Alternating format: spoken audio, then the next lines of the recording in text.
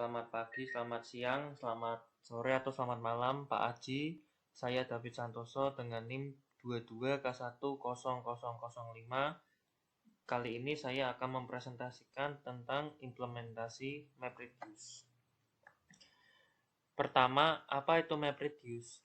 MapReduce adalah model pemrograman yang dirancang untuk memproses dan menghasilkan data dalam jumlah yang besar secara paralel di klaster komputer.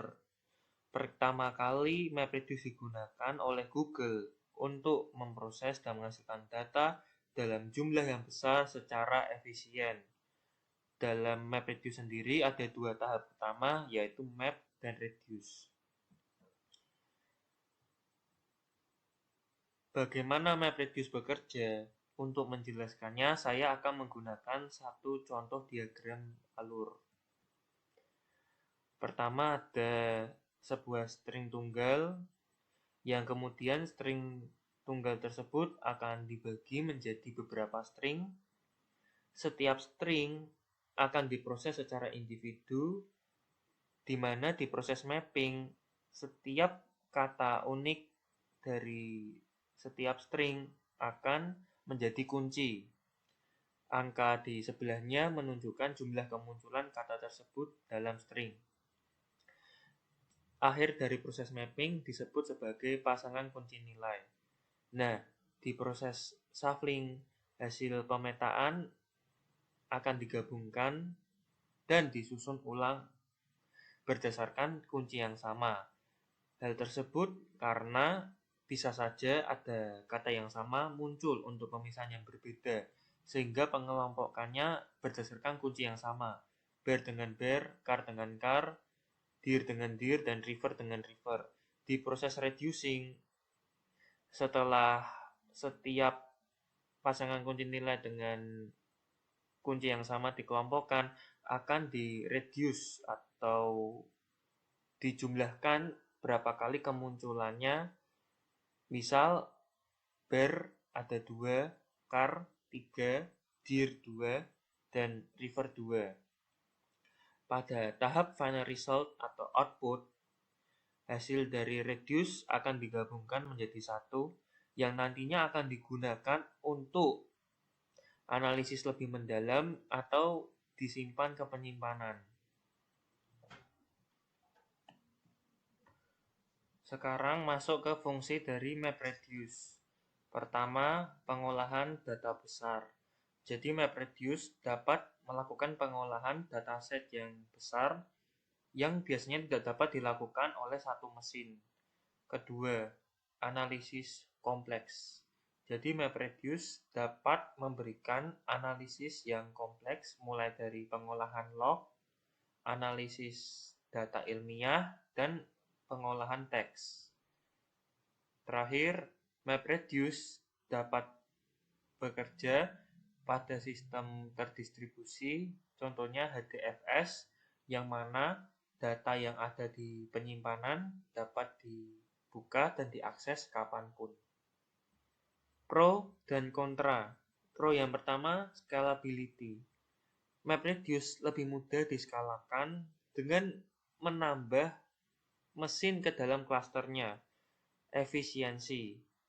Efisiensi di sini adalah MapReduce akan dibagi menjadi data-data kecil yang bekerja secara paralel.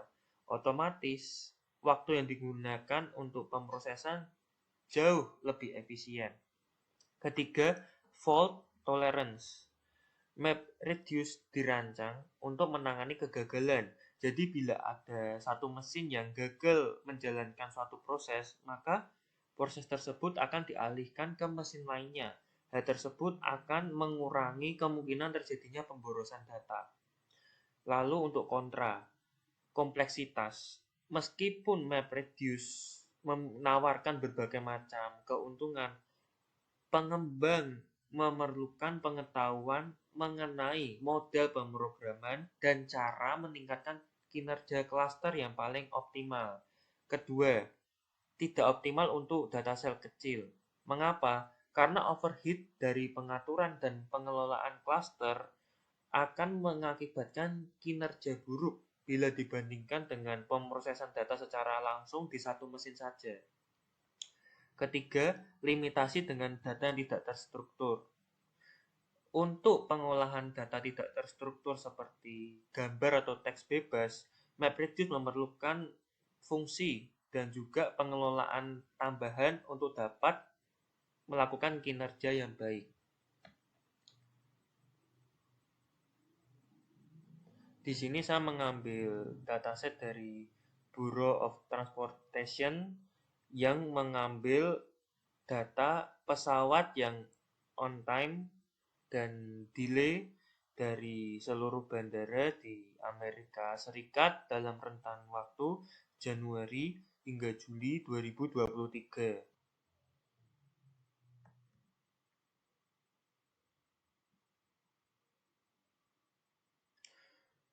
Nah, untuk jumlah baris di dataset saya ada 13.241 baris. Dengan mempertimbangkan bahwa baris pertama dipakai untuk nama-nama dari kolom, maka jumlah data saya ada 13.240. Sekian penjelasan dari PPT. Setelahnya kita akan masuk ke VS Code. Sekarang masuk di implementasi MapReduce melalui VS Code. Pertama ini adalah konten dari data CSV saya. Nantinya yang akan diambil untuk pemrosesan itu ada career underscore name ini dan r underscore flights yang ini. Pastikan dulu ketiga file txt kosong. Oke, kita lanjut ke code. Untuk code mapper diawali dengan import SYS untuk membaca input standar dan import CSV untuk membaca file yang bertipe CSV. Inisialisasi terlebih dahulu CSV untuk pembacaan input standar. Kita buat loop untuk iterasi setiap baris dari inputan. Misal, jika kolom pertama dari baris mengandung kata year, itu adalah baris header, maka kita lewati baris tersebut.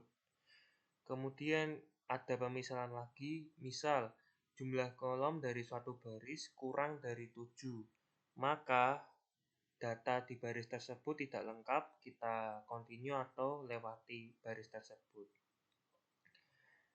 Kemudian kita ambil kolom keempat dari suatu baris yang berisi nama maskapai, hapus spasi di sekelilingnya.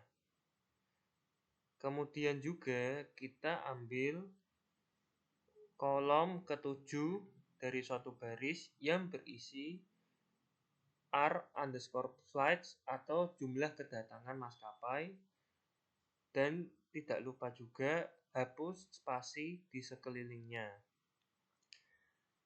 Misal ternyata ada nama maskapai yang nilainya kosong, maka akan ditulis sebagai unknown. Konversikan r underscore flights menjadi float, kecuali ada value yang error, maka ya lanjut terus. Nah, untuk value error tersebut akan dilewati.